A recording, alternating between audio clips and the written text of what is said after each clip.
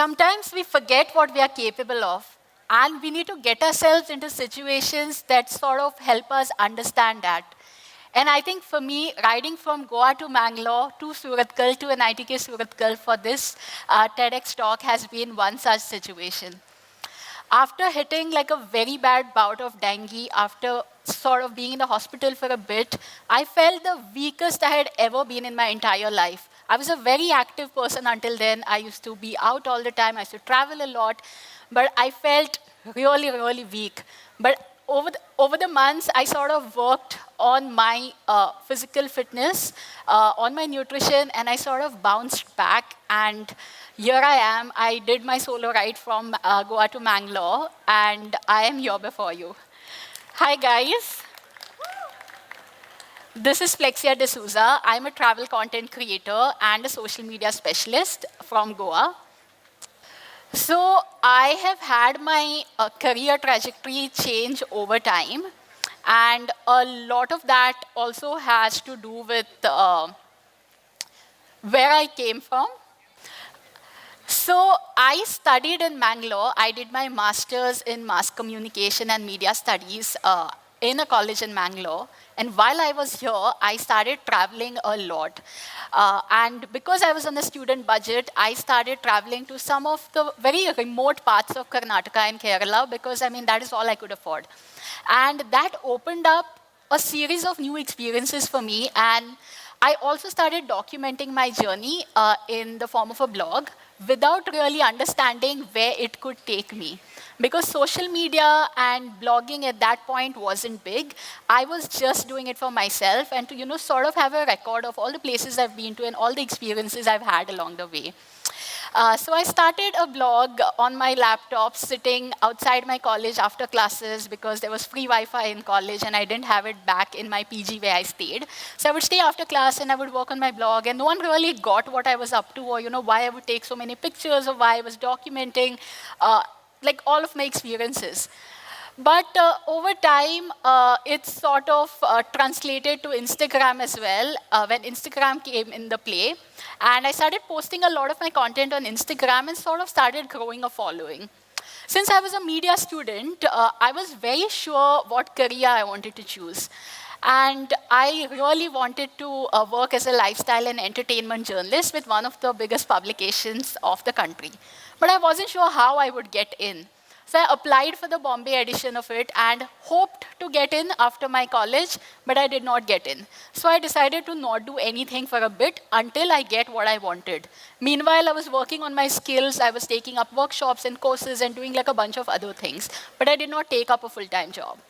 So because I was already a creator and I was posting on my Instagram, the word influencer did not exist back in the time, but obviously I was an influencer and brands noticed it, brands recognized me, and I started getting a lot of invites to a lot of events, hotels were hosting me for stays and restaurants were hosting me, and I would keep like going to events and being out there.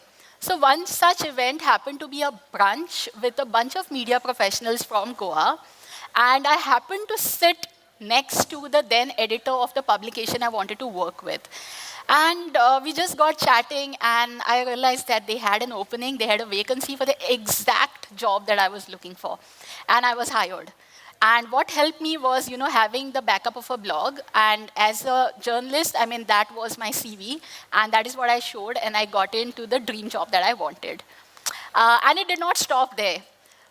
It was really glamorous. And there was like so much happening. There was too much of activity. I was working in the pastry lifestyle space.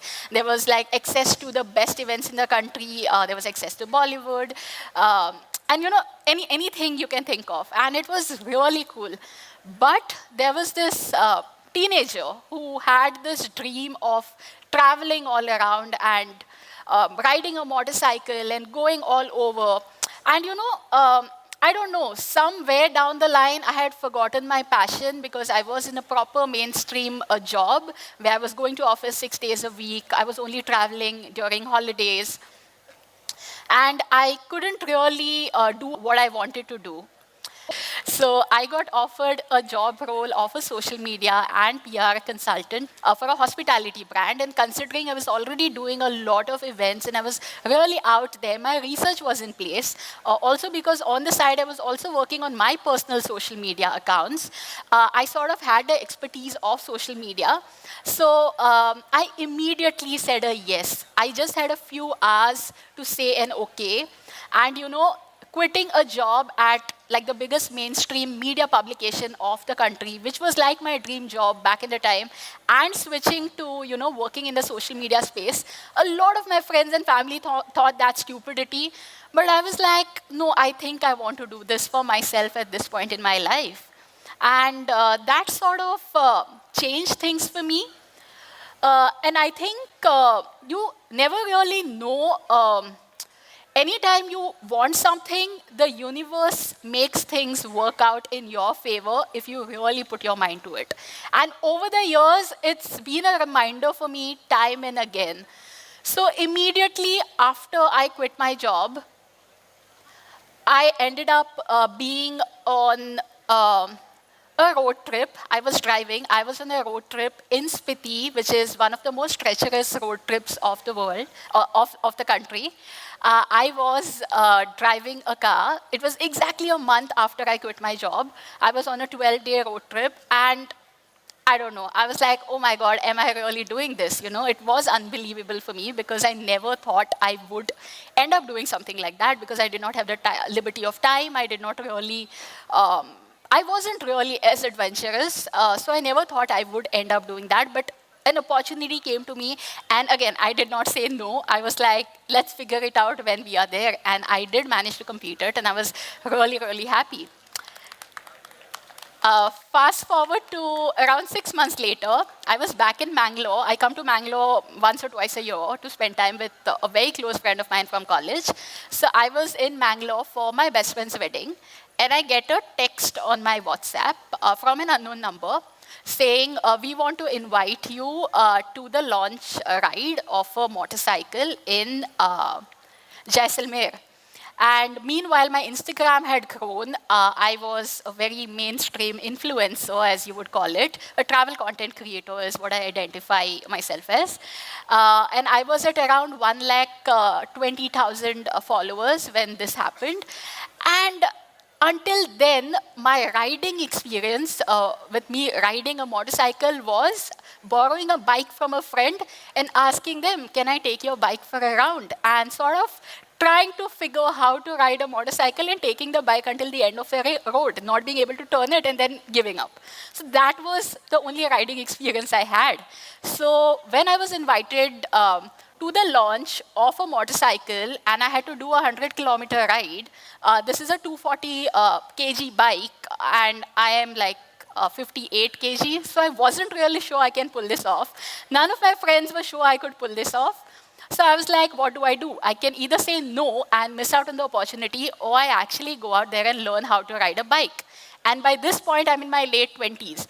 So I wasn't really sure anyone would sort of teach me to ride a bike. So I picked up the bike from a store, and I was like, let me figure how to ride it. So I stalled it in the beginning a couple of times because, the clutch and the brake is not so easy to get. So I stalled the bike in the beginning, but after a point, I sort of figured how to ride it. And I just started riding extensively because I knew in the next 2 weeks, I need to be in another state, in Jaisalmer in Rajasthan, and be riding the bike.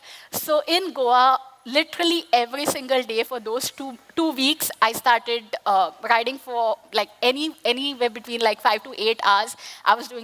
I started with like 30, 40 kilometers a day, then I went to like 100 kilometers, and I just kept riding. And I was like, okay. And the fear at that point was, people usually think, oh, women can't ride, only men can ride, So I was very scared that imagine I am at this ride and I drop the bike. What then? Like I'm proving everyone right that, okay, women can't ride. And in the batch of 85 people who were at this ride, it was just 2 women. So I was very honored and privileged to be there, and I was so glad that I did not miss out on the opportunity, and I started riding. And as a teenager, it was at the back of my head that I want to ride, but I am so glad that an opportunity that came to me and me saying a yes to it is what led me to riding. Fast forward to a few months later, I got used to the bike. I really enjoyed riding. And at that point, I was like, I think I should go and pick up a bike. So I did not tell anyone what I was up to. I just go to the store, the bike that I wanted. And I don't even do a test ride, I just book a bike. And they told me you'll get the bike in 3 months, but somehow I managed to get the bike in like just a month. And the brand, the hospitality brand I was working with was launching in Bangalore. So on a work trip, I had to go to Bangalore and they were booking flights for me. But I was like, I think I'll just ride. And this was 6 days after I got my bike. And out of a work trip, I ended up making a road trip. I went via Mangalore through the coastal route. I went to Kurk, Mysore, Bangalore, and then I rode solo the whole way.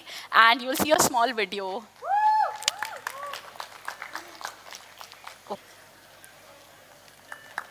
And that's how my journey with motorcycling began, and that's also how my journey with solo motorcycling began. I knew I wanted to do it, but I did not expect myself to do it that quickly. But I'm so glad that it worked out, and I ended up doing this. So now that I had a motorcycle and I had a lot of friends who were into off-road riding, that really fascinated me. And I was like, okay, now that I'm riding, let me go to off-road riding training. So I ended up going to two of those and I realized that, you know what, I don't think I'm cut off for it. So I come back to Goa. My coach told me, you are physically very weak. I don't think you can handle a bike. It seems like you aren't riding the bike. The bike is just taking you and you are going with it. So you need to work on your physical fitness. So I come back to Goa and I started working on my fitness in addition to my full-time multiple jobs that I was doing. So I currently work out 5 to 6 times at the gym in the morning, and I've also enrolled myself for calisthenics classes thrice a week in the evening. And as much as it's physically exhausting and challenging, it's also making me physically way stronger. And I can live a way healthier and a way happier life. And again, I don't think this would have happened if I had to not go to riding training, because usually if you're like not fat or if you're skinny and you look fine, everyone thinks you're fit. But strength and health and fitness, all of it is so different. So that was the realization I had. And another good thing that happened after I joined calisthenics classes was I found an incredible video production team at the class. And currently I work with them for everything, all of my work, right from my brand work to all of the influencer gigs that I get, to any of the videos that I have to make. So again, this was like a quick, spontaneous decision I made to just enroll into a calisthenics class without even knowing what exactly it is. And it sort of changed how the next few months and the next year for me looked like. So I've always believed that, living in the moment and sort of being very optimistic and sort of agreeing to things have sort of got me a long way. And it's really taking me places because of the kind of experiences that I've been having along the way. Back in the time when I started a blog, who even thought I would have 1.5 lakh people following me right now and, watching what I'm posting? Or who even thought that that could be a career option, right? Because posting to social media was something so frivolous. But right now, I worked with some of the most prominent national and global brands, some of the brands that I personally love. And it's just been an incredible journey. And if you had to ask me, even say 10 years back, forget 10 years back, even 5 years back or 2 years back, would you see yourself doing this? I don't think I would have, I would have never dreamt of the life I'm living now. I'm traveling so much. There's just so much happening. Every day is a new day. There's like, no day is the same. There's so much happening every day. I am attending so many events. I'm meeting so many amazing people. I am just out there like getting crazy experiences. I've bungee jumped, I've kayaked in Vietnam, I've backpacked in Southeast Asia. There's just so much I've done over the years, in addition to riding. But I think this is what has struck a chord with a lot of people, and I really hope I can inspire and motivate like all the women I see here to sort of try their hand at riding, or anything that you want to do and you think you aren't capable of doing, just get to it. And who knows, it might open new doors and it might open new avenues for you. So, as I said, I believe in living one day at a time and enjoying every moment, because I believe you live only once and a missed opportunity might never come back. So accepting the opportunities that come your way and just looking at every setback positively is going to take you wherever you want to go, whatever your goal might be.